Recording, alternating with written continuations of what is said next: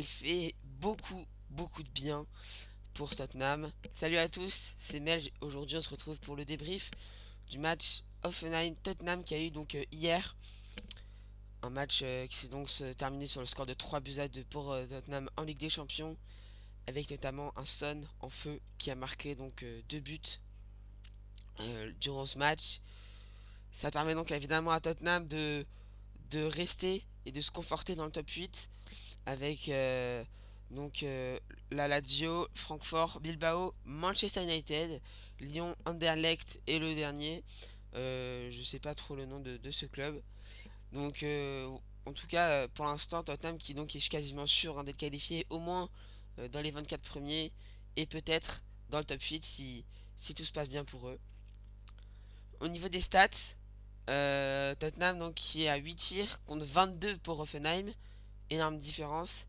Mais vous pouvez voir qu'au niveau des expected goals, donc 2,12 contre 2,13, Tottenham qui donc s'est montré beaucoup plus réaliste que son adversaire.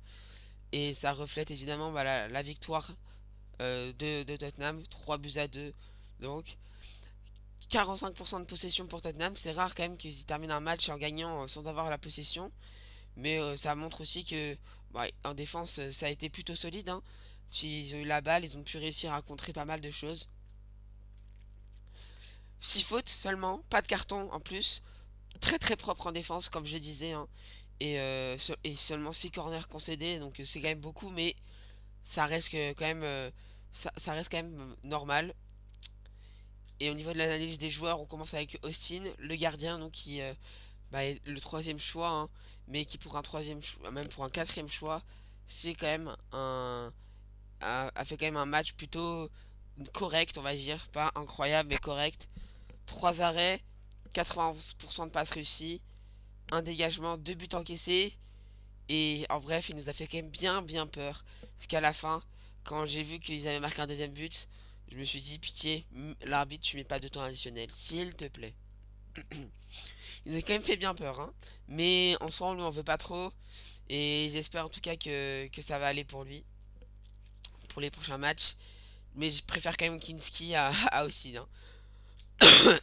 Pardon. Archie Gray ensuite. 90 minutes de temps de jeu. Il a joué du coup latéral gauche pendant ce match. Il a fait un plutôt bon match avec 5 duels gagnés sur son côté. Donc franchement il a été très solide. Donc, ça reflète d'ailleurs sa note de 6. J'aurais peut-être dû lui mettre 5,5 mais vu qu'ils ont gagné quand même ça va. Deux interceptions aussi donc c'est vraiment pas mal, hein, dans le jeu et tout. Très bon match de sa part.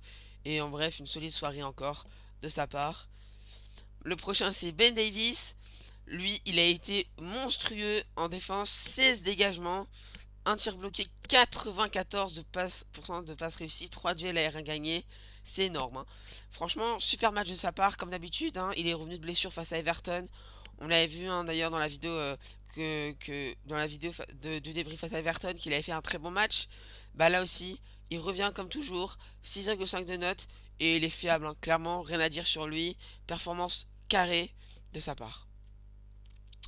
Dragozin, très beau match de sa part. Ça, il respire enfin, hein, parce que il sort la tête de l'eau vraiment, hein. Parce que sur ces derniers matchs, il était vraiment pas bon. Depuis le match face à Arsenal, c'était vraiment dur pour lui. Mais là, il était bon avec deux interceptions, 4 blocs, 2 duels aériens gagnés et 6 dégagements. Et en plus, un taux de passe réussi qui est quand même à 88%. Super match de sa part en défense. Franchement, rien à redire sur lui. Il mérite sa note de 7, hein. Et franchement, c'est un beau match de sa part. Et j'espère qu'en tout cas, il va continuer comme ça pour jouer face à Leicester ce week-end. Pedro Porro, une passe décisive pour lui, évidemment, sur le premier but de James Madison. Donc un centre, évidemment, réussi. Un tir, malheureusement pas cadré. 77% de passe réussie. Un duel gagné. Bon, c'est pas non plus hyper précis pour lui, hein. Il manque peut-être... il manque de précision dans ses actions et en attaque, etc. Mais franchement, ce qu'on lui demande de faire d'habitude, c'est vraiment bien, hein. 6,5 de notes pour lui. En bref, le Pedro Porro des grands soirs. Bien sûr, il aurait pu être même meilleur s'il avait peut-être réussi un peu plus de passes. Mais ça reste quand même un super joueur, évidemment, Pedro Porro. Et je trouve que là, il a vraiment fait un saut comparé au match précédent. Bergval, évidemment, toujours aussi régulier. 86% de passes réussies, 8 duels remportés et un tir cadré pour lui. Franchement, soirée tranquille pour lui. Il n'a pas eu besoin de trop s'employer.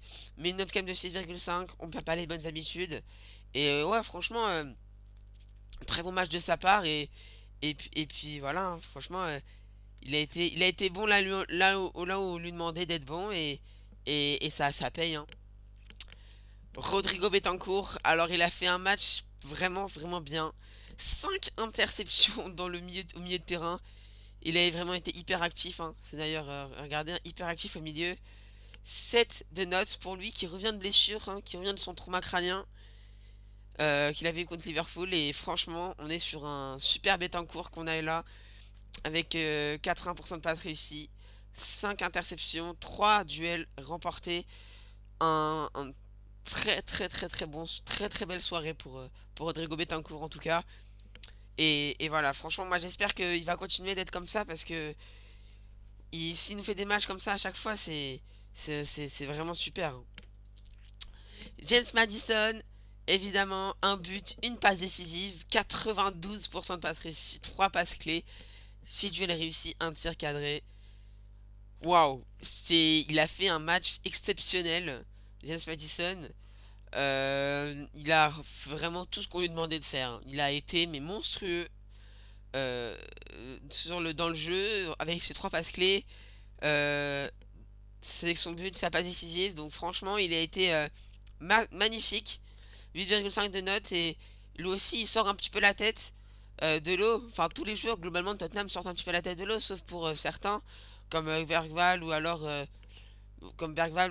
peut-être ou alors Archie Gray maybe et Kulusevski qui eux ont été toujours bons et réguliers. Donc franchement, James Madison, voilà, il donne l'exemple, il a donné l'exemple hier soir et il a vraiment été magnifique dans ce match.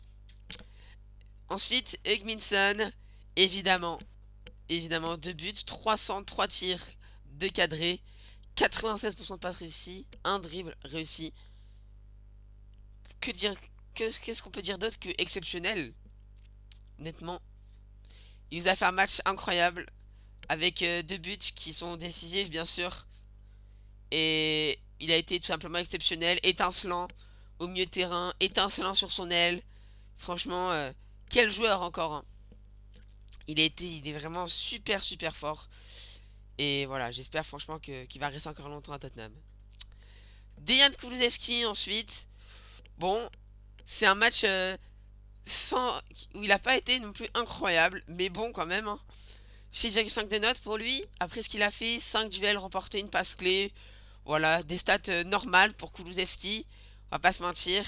Et ouais, en bref, bon sans être incroyable. Ça le résume bien, hein, parce qu'il n'a pas été non plus aussi bon que contre Everton ou que contre Arsenal, où il était vraiment l'homme fort de cette équipe. Mais il reste quand même, lui aussi, hein, il garde la tête hors de l'eau, hein, clairement. Et franchement, voilà, un bon match de sa part aussi. Et on termine avec Richarlison. C'est un petit flop quand même, hein, Richarlison. Il a joué que 56 minutes, hein, puisqu'il a été remplacé très tôt dans le match. Un tir qui a d'ailleurs été cadré, 71% de passes réussies. Euh, on attendait peut-être plus, hein, de Richarlison, même quand Tottenham l'a acheté à Everton, parce qu'il n'a pas non plus été extrêmement fort, hein. Clairement pas. Il a été, je trouve, trop comment dire, en gros, il se donne pas assez sur le terrain, je trouve. C'est un vrai leader par contre, hein, parce qu'on le sait, hein, c'est quelqu'un qui est très très drôle à regarder quand il fait ses célébrations ou quoi. Mais là vraiment, je lui mets 5 de notes. Et en bref, retour de blessure. Et le prochain match, évidemment, ce sera donc en Ligue Europa contre Elfsborg. Le 30 janvier, du coup, c'est dans la semaine prochaine, hein. Donc match qui s'annonce pas trop compliqué, mais attention quand même à pas se faire surprendre. C'est à domicile, donc normalement, on devrait leur mettre une branlée. Bon et ben voilà, j'espère que la vidéo vous aura plu. N'hésitez pas à liker et à vous abonner. Nous on se retrouve à très vite pour une nouvelle vidéo. C'était Mel, ciao.